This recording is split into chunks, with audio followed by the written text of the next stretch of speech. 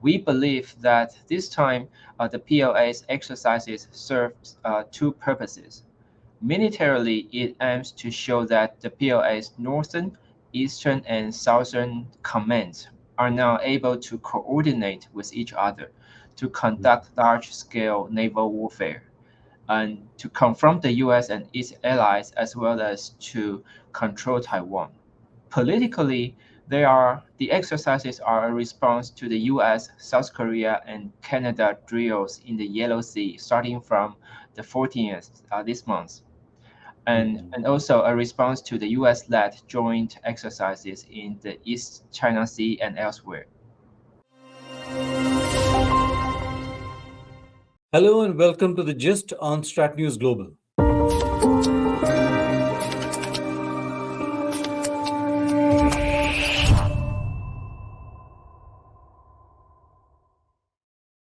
Good evening, this is Surya Gangadharan on another edition of the Gist, and we revisit one of your favorite topics, I expect, China and its saber rattling along Taiwan's identification zone and, of course, its maritime frontiers.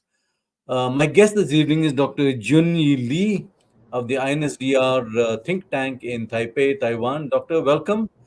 Dr. Thank you, Jun has Surya, for been having me. on our show before, and to many of us, he's become a go-to person for the situation on Taiwan, vis-a-vis China, etc. Dr. Jun, glad to see you. Glad to see you again, Surya. Dr. Jun, as a Taiwanese, how do you assess what China has been doing over the last 1 week around Taiwan? You know, all the naval exercises, the violation of your air defense identification zone. How do you as a Taiwanese see it?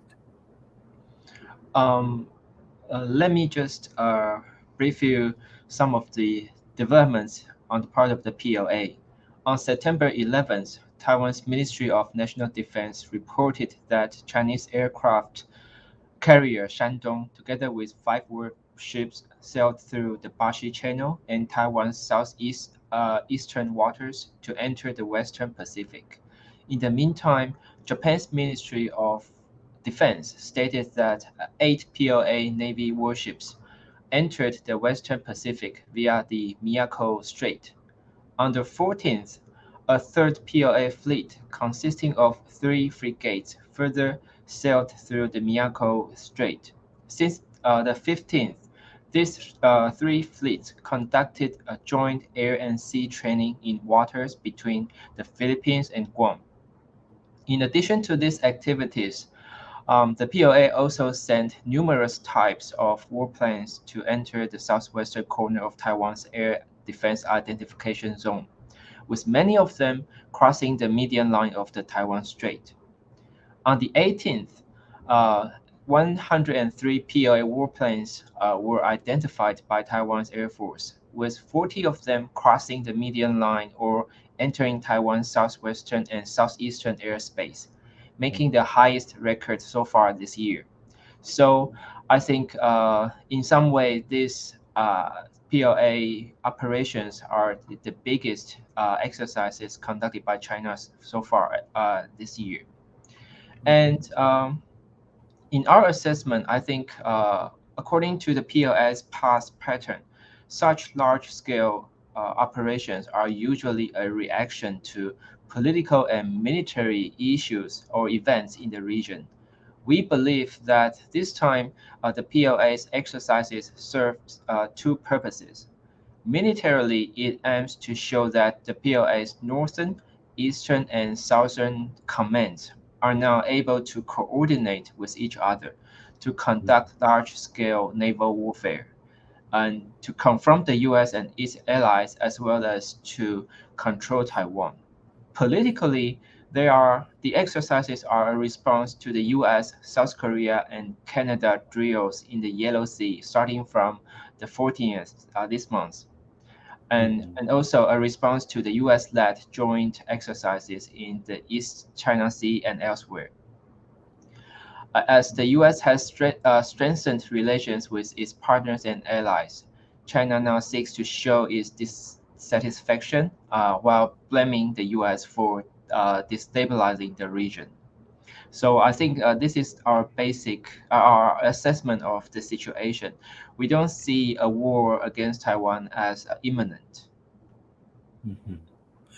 But tell me, it is argued by some people that holding such exercises frequently, kind of desensitizes people elsewhere about the intentions of the Chinese. And when people have got used to this, a sudden invasion perhaps takes place, then the world is largely unprepared. Mhm. You Yeah, think this so argument holds water? so I think the military exercises by the PLA by China is an instance of the so-called gray zone tactics, whereby Mm, China aims to demonstrate that it can constantly conduct large joint exercises around the island. In so doing, the immediate effect it wants to achieve is to put pressure on Taiwan to intimidate the Taiwanese government and and the public. And as you suggested, if the Taiwanese people are getting used to this kind of military exercises, then China may seek to turn the exercises into harassment or inflicting some incidents in the future. mm, So I think these are, of course, we need to watch this kind of operations closely. But I think so far, given that the operations took place on high seas, and we can only monitor them closely and cannot do any, military counter actions, countermeasures. mm. So, what you're telling me is that if China, in its current exercise, suddenly decides to do some kind of an invasion or occupation of some islets that belong to Taiwan, Taiwan won't be able to do anything. Well, I think in terms of military capability, China surely can seize some of Taiwan's offshore islands. I think it has the strength to do so. But Mm, in our assessment, we are not too worried about this because we need to ask what is the purpose of doing this kind of operation. Uh, I think for China, if it takes one or two of Taiwan's offshore islands without any further action, then this cannot be called a political success for Xi Jinping and the CCP because the Chinese leadership has encouraged Chinese nationalism and patriotism in recent years. So the Chinese public may ask, given that the PLA has modernized itself and given that China has become a great power, at least in the region, then why not just take the whole of Taiwan? mm, So I think seizing some offshore islands is certainly possible, but is not likely. mhm. You mean there could be a situation where public pressure or perhaps deteriorating economy forces Xi Jinping to perhaps invade? Yes, this is certainly a possibility, and we need to look at signs or indicators. But I think so far we don't see this kind of indicators. For instance, I mean, in any scenario, if China really wants to invade Taiwan, there are some preconditions. There are conditions Mhm. to be met. For Yeah, instance, Taiwan is not Ukraine. Taiwan is an island. So yeah. to invade Taiwan, the PLA needs to have sufficient vessels to transport its troops. And also, a full-scale invasion will require a mass mobilization of troops, ammunitions, weaponries, logistics, and so on and so forth. And under modern surveillance technologies, this kind of mobilization can hardly go unnoticed by Taiwan, the Mhm. US, and Japan. So I think it is for this reason that so far we don't see a war as imminent. But Mhm. of course, we are also we cannot rule out the possibility that when Xi Jinping sees himself in a deep trouble, when he has difficulty in controlling the society and even facing in intra intra party struggles, then uh, he may use Taiwan as a scapegoat. He may use Taiwan to transfer the domestic pressure. But again, to do so, I think there are signs. For instance, that the Chinese government will step up its criticism of the Taiwanese government, and the PLA has to make the preparations I just mentioned, and also the Chinese public will be likely educated. I mean, Mhm. China's state media will circulate opinions or articles arguing that it is time to take back Taiwan. And I think none of this happens now. So I think again, it is possible, but it's not likely Mhm. in the near future. Do you think an operation to take over Taiwan would also be would rest on Xi Jinping being absolutely certain of a victory? Otherwise, it would be a great loss of face, possibly even his job. Um, I think normally, if Xi Jinping is rational and is reasonable, then he will only decide to invade Taiwan when he firmly believes that the PLA has enjoys a military age, and also it believes that the PLA can win over the U.S. or stop the U.S. from intervening. Mhm. Otherwise, any any military operation against Taiwan without a proper preparation and without sufficient PLA strength will not be rational for Xi Jinping. The problem is we can not be sure that Xi Jinping's rationality is the same with ours.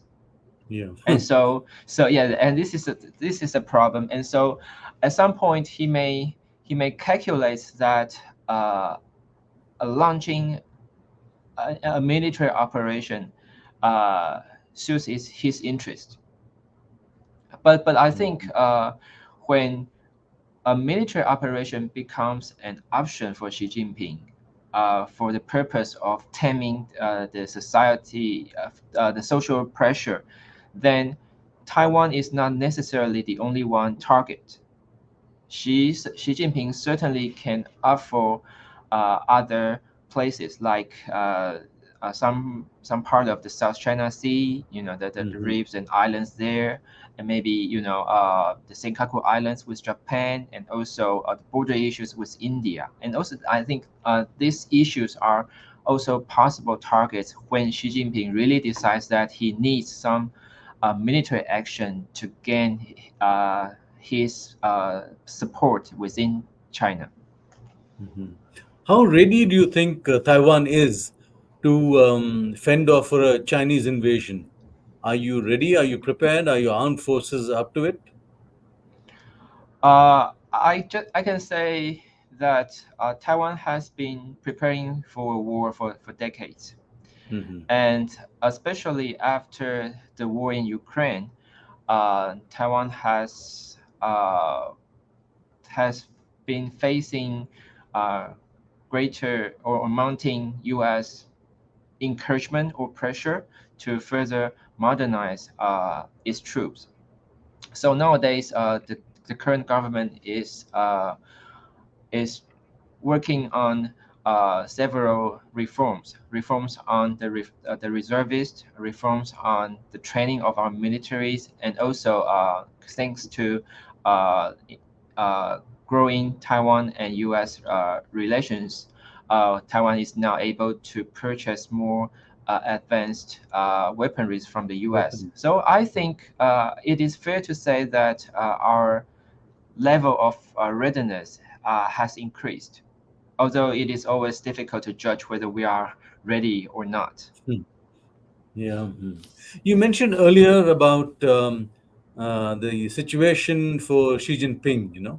We've been reading reports about the disappearance of various people, including Qin Gang and Li Shangfu, among others. Mm-hmm. And there is an argument in some quarters here in India that perhaps Xi Jinping is under pressure from people in the Communist Party, perhaps sections of maybe even the PLA. Mm-hmm. What is your assessment? Well, I think given that China is not transparent in terms of its decision-making process, we don't really know what has happened in China. But some of the instances are as follows. China's defense minister, General Li Shangfu, was last seen in public on August 29th, and since then has Mhm. disappeared from public view. Yeah. Several international news media reported that he is under investigation for corruption and said to be removed. Eight Hmm. senior officials from the Chinese military's procurement Rocket Force. unit, which Li led from 2017 to 2022, are also Hmm. under investigation. Before Li's disappearance, China's Foreign Minister Qin Gang had gone missing since June 25th and was replaced from his cabinet post by his predecessor Wang Yi 1 month later, and also several PLA generals, such as the Rocket Forces previous chief Li Yuchao, his deputy Liu Guangbin, and a former deputy Zhang Zhenzhong, and political commissar Xu Zhongbo were all taken away from their positions and were under investigation by the Central Military Commission's Anti-Corruption Unit. The commander of the PLA's Strategic Support Force, General Zhu Qianshen, also disappeared since the end of July. I think their missing from the public view suggests that a purge of the PLA leadership by Xi Jinping is Hmm. taking place. And but I think this personnel reshuffle doesn't directly relate to the military exercises we just discussed. Li Shangfu, for instance, is not responsible for combat missions, as the position of defense minister mainly involves defense diplomacy. So Hmm. I think from these instances, we can say that Xi Jinping certainly is facing growing pressure from within the country and outside and the outside world. Domestically, China is in deep economic trouble, and the PLA's personnel reshuffle indicates corruption is a systematic problem. It is worth pointing out that Qin Gang, Li Shangfu, and others were all picked and promoted by Yeah. Xi himself. But she. So yeah, Yeah. so if they are corrupted, if they are corruptive, then Xi Jinping certainly bears some responsibility. At least Yeah. he cannot blame his predecessors for the problem. And Mhm. also, internationally, the U.S. has strengthened its relations with partners and allies, with the signing of the U.S. Vietnam Comprehensive Strategic Partnership being the latest example. So I think, yes, Xi Jinping himself is facing growing pressure, both within the society, within China, and in international politics. But uh, I think it is too early to say that a position to Xi Jinping is growing because so far there is no sign that anyone within the CCP can challenge Xi Jinping's position. So I Mhm. think the danger here really is that uh, as a dictator, Xi Jinping may not have access to correct information and Mhm. hence is more likely to make wrong decisions rather than being threatened or overthrown. Mhm. So in your assessment, um, the signs are that no military action of any kind can take place at this point Military reactions to to Taiwan. um, yes, I think as Taiwan is entering its election cycle, We are going to Mm-hmm. have a presidential election in early January Yeah. next year. I don't think it is wise for China to put more military pressure on Taiwan, because Mm-hmm. this will only trigger resentment from the public, and so this will not help China to support any candidates it prefers. So we don't think it is wise for China to use military coercion or intimidation. Certainly not military invasion to intimidate Taiwan now, or until uh, January next year. But Mm-hmm. we think military exercises are an instrument for China to launch the so-called hybrid or a gray zone tactics. Mm-hmm. That is, uh, using using a limited degree of military operation to put pressure on Taiwan. So Mm-hmm. again, this is why we think a war is not imminent, but in the meantime, we are facing more and growing military pressure from China. Mm-hmm. So, last question. What is your assessment of how the US would behave in the Mhm. event of an invasion? Do you ever see the Americans coming into your defense? I th- uh, I think my personal opinion is yes. I think Okay. the U.S.